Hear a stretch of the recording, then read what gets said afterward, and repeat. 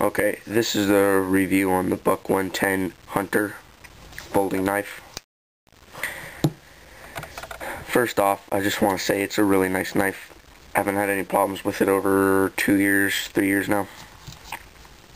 And I polished it. I actually made a video on that. I polished the gold pieces to make it a little more shiny.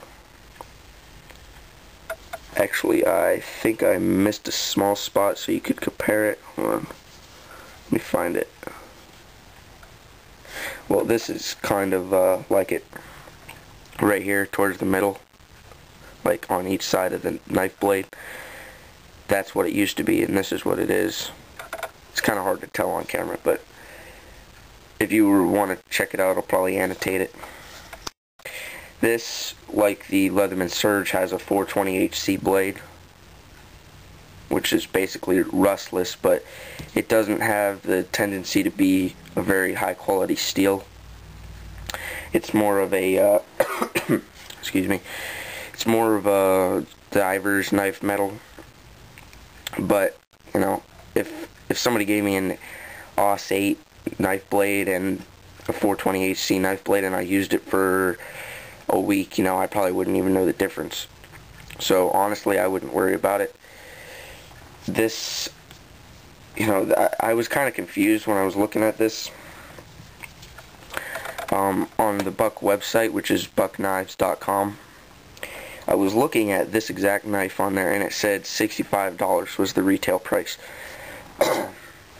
Now almost everywhere that I could find this in stores like Wal-Mart, Al's Army Navy, you know, those kinds of places, I couldn't find it for anywhere more than $29.99. That's how much I bought this for. It was $30. So, you know, it's more than half off the retail price. And that I thought was a really nice deal. What they do with the Buck 110s right here is they they put a letter sideways right here off to the side. You'd have to tip the knife this way and read it. It's a T. There's Buck 110, that's the knife, and then T is the kind of blade steel that it's made out of. It's all the same kind of steel. It's just the hardness and softness of the blade. And A would be the softest metal, and Z would be the hardest. So this is kind of more on the harder side, but it's kind of in the middle. So this also came razor sharp. It came with a nylon sheath. They stopped making, well, they didn't stop making the leather sheaths, but they stopped shipping them out with that. You can buy it separate for $6, but mine came with a nylon sheath. It was a snap-on little sheath. It was really nice. It went really good with the knife, but the only thing was the little button that it snaps closed with came off, and I tried to put it back on and it came off again.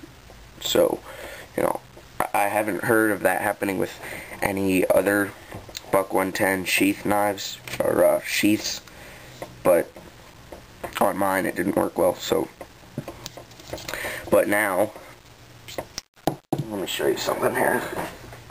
This right here is a Allied multi-tool sheath. If I ever end up carrying this, this is what I carry it in. It fits it fairly well,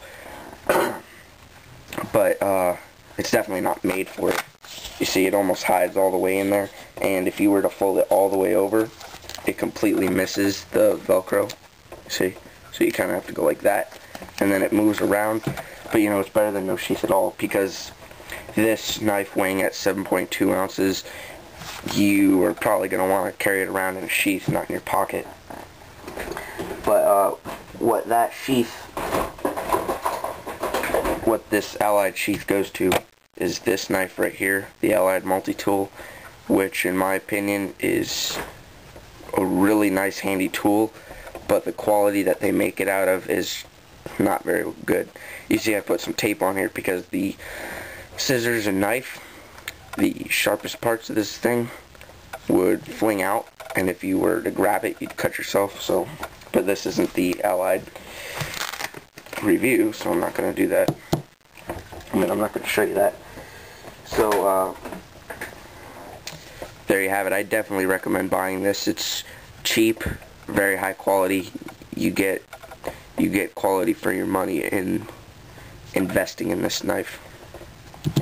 So there's the Buck 110 folder.